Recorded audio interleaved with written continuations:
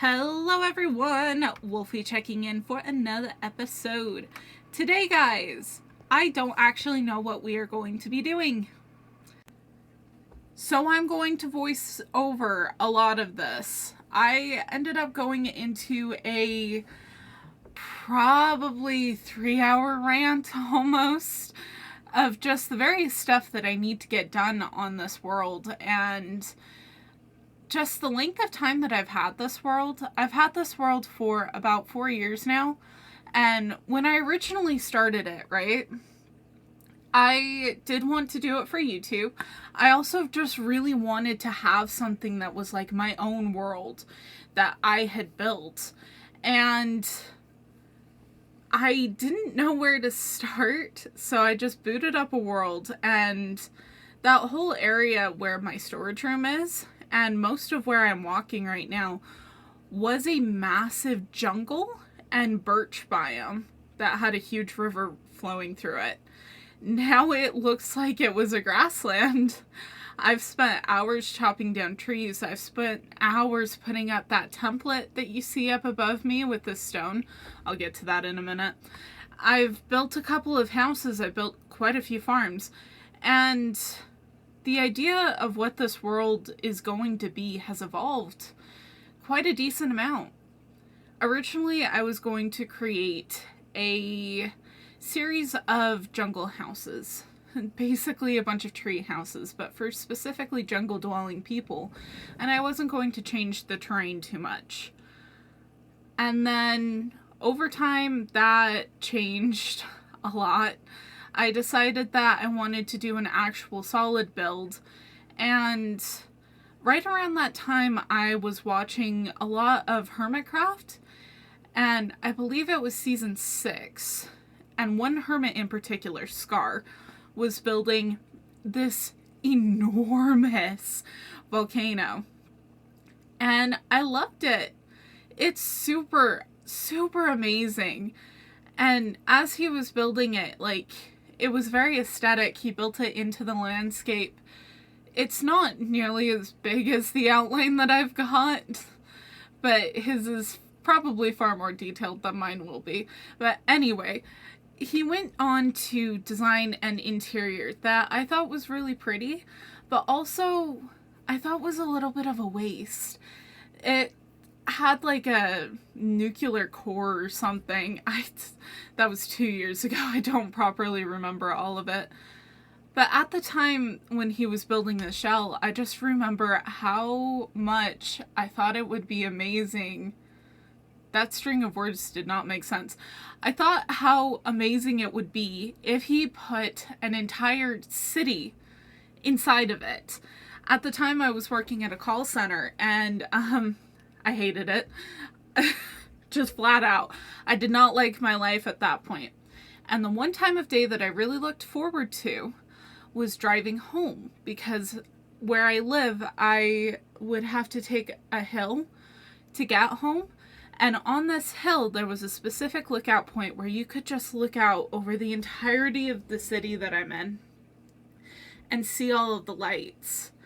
And it was the most beautiful thing ever. And my brain just kind of combined the idea of like a mountain that has people living in it with a city and boats and stuff, and just the idea of a never-ending nightscape. And Utah was born. I had the idea of putting a full-blown city inside of a mountain, and now you can see me walking on the shell of that mountain. And just having that as a design. And I love it. I love the idea of just this never-ending nightscape. I've got a bunch of other like little plans that I really want to add to it, like lights that just come on every so often and add like a little twinkle of everything. Huge support pillars that are just holding up the top of the mountain. And then, of course, the giant central almost palace. And it's gonna need a lot of work. And I'm not gonna lie, there's gonna be a lot of very dull, boring work that goes into this. this structure that I'm walking on right now, this is the outline for the mountain. It is 1,200 blocks roughly in diameter. It's not quite a perfect circle. The top of it is off-centered. The bit in the jungle isn't actually connected to the ground. It's got some imperfections, but also I want that because I want this to be a very organic mountain, which is also why I'm not building it in creative. I can feel all the people who are going to be angry with me that I'm not just using World Edit and like sculpting in a huge base. At the time that I started this, I didn't actually even know how to use World Edit, or I'll think of what it's called later, but the one with the brushes, maybe that's World Edit. Oh, it's Schematica, that's the copy-paste one. It's mods. I did not have access to mods. I did not have access to mods that were going to allow me to build something on this scale. So I started building it by hand, and the more that I did it, the more that I fell in love with it, and the more ideas I was getting for it. And as I was building it, a story started to emerge for it. And I don't have a really good way to present this on YouTube. I don't have a really good way of explaining where this has come from, where this is going, why the story is the way that it is, and also get in the boring stuff. The building the frame, the digging out giant spaces, the going in and like actually putting time into cutting down trees and terraforming and all of that stuff in a way that's going to be cohesive and not take over my videos. So I've decided to combine the two. So I am going to start time-lapsing. I'm going to start having entire videos that are just basically a giant time lapse of me pouring probably a month or more worth of effort into a video of time lapse, and then going in and voicing over it and telling you the story of Utah, because I think that's the best way that I can do it, and honestly it will allow you to see both sides of this. You'll be able to see how I work and also how my brain is working with this, because let me tell you, this thing is not simple. I should probably actually back up and explain, Utah is not a singular city either. It is not alone in its world, and it is not the only major city that I will be building in this Minecraft world. I already have 2 more planned out, possibly a third, though the third would be in very much disrepair because it's from the age before. And I know a lot of this isn't going to make sense because I've got to put in a lot of groundwork. But basically, this story started, oh good heck, back when I was in like 8th grade, like 10 years ago. That's a wild thought. But in that story, I was trying to explore the idea of the bad guy wins, but doesn't take over properly. So like, what if the bad guy won, but then died immediately after and left this huge power vacuum? And it was just an idea that fascinated me for the longest time. I promise I can speech. It's only midnight. Anyway. So thus I had the concept of Aram. Yes, not Utah, Aram. Aram was my original story point that I created and have been working on for a really long time, developing a kingdom where war and hate and just kind of all the bad things were more taboo. But because of that, it made it that trust was held in such a high place that basically the entire place was primed to fall. It just had to be to the right person. So then I started developing the villain of this universe, and I spent a lot of time making him. It took me, I think, 2 years to work out who I dub the Black Swan, who goes in and basically takes out Aram from the inside out. Now, I had to give him an origin point because he doesn't originate in Aram. And ironically, he also does not originate in Utah. I know, this is a whole video about the origins of Utah, and I'm not talking about Utah. But he does come across Utah in his travels. He actually originates in a place called Kalvara, which is the land of the dragons. Yes, I went there, I added dragons. They're not here yet. They do become important later. Anyway, he does pass through Utah, and he sees it at one of its primes, and he wants it, but he doesn't have a way to take it, because Utah is actually it's a trading port town, which I know sounds ridiculous because it's a mountain, and a decent chunk of it is going to be inside the mountain. But yes, it is a trading port city. They do have ports that are actually inside of the mountain. That's another huge project for another day. But they are very, very opposite of Aram, almost. They do not trust easily. They do not accept outsiders. Utah is like a very resilient, almost like, I don't want to say emo kid from high school, but like that introvert that would never talk to you and got weirdly high grades. They're that kid. So Swan has to find a different method to take over Utah, because he really wants Utah. And his motives and a lot of his backstory is going to be explained later. For the time being, all you need to know is he has a Star Wars fanboy obsession with Utah. Like, stormtrooper costume and everything type obsession. And he has to have it.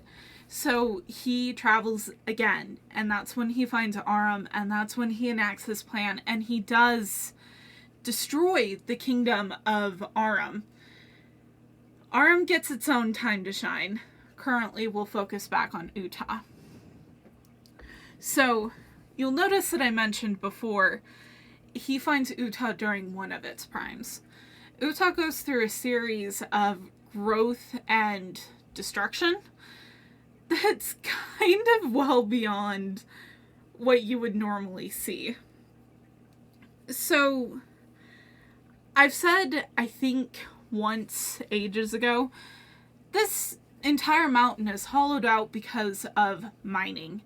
This entire mountain was mined for a very precious resource that I am still working on naming. I might have a name written down somewhere, but I can't remember it off the top of my head. I do apologize. I only have like 600 characters at this point. It's fine. Anyway, this mineral is similar to amethyst, but it has veins of silver. So if you've ever seen veined quartz, it's like that, but amethyst and silver instead of just quartz. Don't get me wrong, quartz is beautiful. And so because these people needed this resource, they mined the ever-living heck out of this mountain. They wanted every single bit of it that they could because it became one of their main exports. As I said, this is a trading... I had the word for it a minute ago. I've lost it. Like I said, it's midnight. Anyway, so this is a huge export for them. They have to get as much as they can. So as they're digging, they hollow out the whole mountain. And they do leave some support columns and things to help hold up the top of the mountain. But you can see just from the template that I have, this thing is huge. It's a very big mountain, so there's a lot of this mineral that they can get. And as all good things do, it comes to an end in very violent fashion. They're attacked, basically. One of the cities, I haven't really decided which yet, for their first fall. One of the cities gets just royally bee in their bonnet. They don't like the prices that this mineral is being sold for. So they attack. And when they attack, they wipe out almost everything. There is no structure left unburned, no stone left unturned. Like, this place is destroyed because they want every last bit of that resource that they can get. They don't really care about trying to take out the people. In a sort of sick, twisted way, they actually want the people to eventually repopulate this place and probably start mining more. But they don't give them a good chance. They ravage this whole city. And they leave the ruin of it, taking all of that mineral that they can. And when they do, all of those survivors who don't end up getting killed, they have nowhere to go. The entire city is burned to the ground. There's nothing left really for them to sell. And because of their location, there aren't a lot of towns and places that would be willing to help nearby, which normally would work out to their advantage because they're kind of solitary and they don't want people to be close enough to have easy access and easy, like, attack access. But it turns into their downfall in a lot of ways. So the survivors move inside of the mountain. They use their mine as a home. They think that it's going to be temporary. They're like, oh, we'll shelter inside of these mines. They've made it safe. They can take and spray everything down with water and start growing plants along the walls to control dust. And if it starts to affect them negatively, then they can leave. But shelter is better than no shelter. You cannot survive out in the wild very long without it. So they move into their mines and they bring with them plants and they bring with them building materials so that they can make the place at least feel a little bit less like an actual cave and more like something that they would like to live in. And they start to build. They start to grow. And as much as they're building on the outside of the mines, they're also building on the inside. And as they're building, they're realizing, wait a second, we could defend this place. We could, build structures. We could fortify this place. We could make it a home. Especially with the amount of mining that they've done. They've knocked some holes in the quote-unquote crust of the mountain that allows some light in, and they may or may not find some form of light-giving crystal that allows them to grow plants and make the air breathable and make it that they can not go crazy, because in case y'all were wondering, humans do go insane if they are not exposed to plants enough. Weird fact, I'm not going to go into a deep dive on it. Anyway, but they bring with them plants, food, whether that be crops or animals or whatever have you, and they build and they make their home inside of this giant chunk of rock that they call Utah, that they call home. So there you have it. That's a little bit of the start of Utah and the city below the mountain. I will eventually get into a more in-depth explanation of Aram and Black Swan and also Kalvara, and then there's another city that's called Adrio that I will need to explain at some point, and then we've also got the age before all of this that also works into that mineral and helping to explain the magic that is behind this world. I might have to do an entirely separate video that just explains the magic system that this world is going to have, because it is complicated.